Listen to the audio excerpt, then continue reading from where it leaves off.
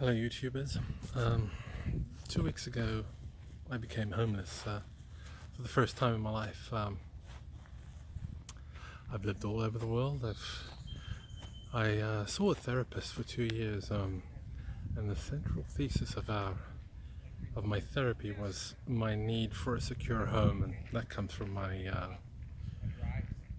upbringing, my parents getting divorced when I was 5, and so on. But that's another video for later on. This is an introduction. Um, so you know what I wanted to say about becoming homeless is that for the very first time in my life I feel completely at ease. I don't feel anxious anymore about holding on to a home and any of the 50 or so I've had in places like South Africa, where I grew up, London, Taiwan, Australia, Hong Kong, China, the States. I went to school here a long time ago, and now I'm back in Seattle. Well, not back here, but I'm back in the States, but for the summer at least I'm in Seattle, if you can't already tell. It's very green here, it's beautiful weather, it's mid-June, and I'm at Lincoln Park, just finished my swim. That's another video. I've just grabbed the 3 S's, a swim, a shower, and some sun. Well, there's others, a shave and a shit. So there's 5 altogether, or there's probably more. Some sanity. Anyway, I thought I'd introduce myself. I'm Urban Carboy, a play on the term urban cowboy. I drive rideshare for a living at the moment. I live in my car and do that, and in videos in this series I will be showing you how I do that. Yeah, I did a Google for carboy, and a carboy is like a glass gallon jug, and I suppose that fits in with me in that I've always been very, very curious, and I am very, very open-minded, just like an empty carboy. So I wish to continue to fill that carboy with the splendor which is life, and now not being tied to any residence anywhere except what I call my little man cave in my car. I'll be able to roam this country and really experience it for all its greatness, and hopefully I can bloom or blossom into that greatness too, having shed any sort of anxiety about being housed. I think there's a lot to be said for taking the leap. I was very, very anxious. My ex-wife kicked me out 2 years ago, and I stayed with a friend for a month, a guy I was in AA with, and then I got this last place. I lived in Alki, which is down there behind me, and I lived there for almost 2 years in a duplex.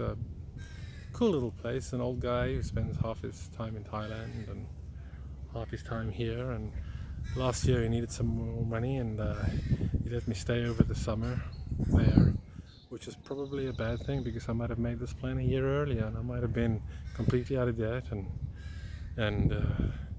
not having spent the last year like I did, crashing every week. I'd try and work my ass off, but then I'd run into some sort of block, and I'd just crash for 3-4 days where I couldn't get out of bed. I'd go hide in that house, and now without a house, I'm forced to be outside, forced to live and not hide away anymore. So anyway, this series is going to be a lot of practical stuff on how I sleep in my car, how I eat, how I clean myself, how I make money, and you know, maybe some thoughts on the things I'm interested in, like urbanism. So that's the urban carboy works there as well. I'm very interested in how people live, and how we've got ourselves up this cul-de-sac where so many people are struggling to afford rent, you know, and where it's like a significant portion of your income. You know, what's the statistic? Like over 50% of millennials spend. I'm not a millennial. I was born in '71. I just celebrated my 48th birthday the other day, 3 days after I went homeless. So 50% of millennials spend over 50% of their income on rent, on just housing themselves, and those figures are unsustainable, you know. So I think, you know, like in the research I've done, in the channels I've watched, there are some favorites. My real favorite is the homeless firefighter. That guy gave me a lot of inspiration to do what I'm doing, you know, and to not be afraid.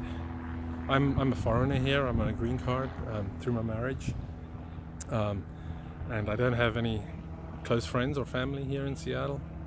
After my wife kicked me out, you know, that kind of left a big hole in my life, and I haven't filled it.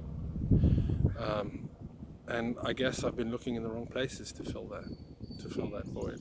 And now free of that need to like have a roof over my head. I got a roof over my head. It's my car, and when I set it up for sleepy time, I'm very, very comfortable. And I wake up with the sun, and I'm out there, and I drive 4, 5, 6 hours, and then I come here to the pool here in Lincoln Park, and I grab the 5 S's, and now I'm so relaxed and so de-stressed after a morning's driving. I'm gonna go to the library, upload this video, and then I'm gonna grab something to eat, and then I'm gonna go back out there. And then later tonight, I'll park somewhere quiet, set up my car, and watch a video, and fall asleep to it. And that's a pretty good day. Anyway, thanks for watching.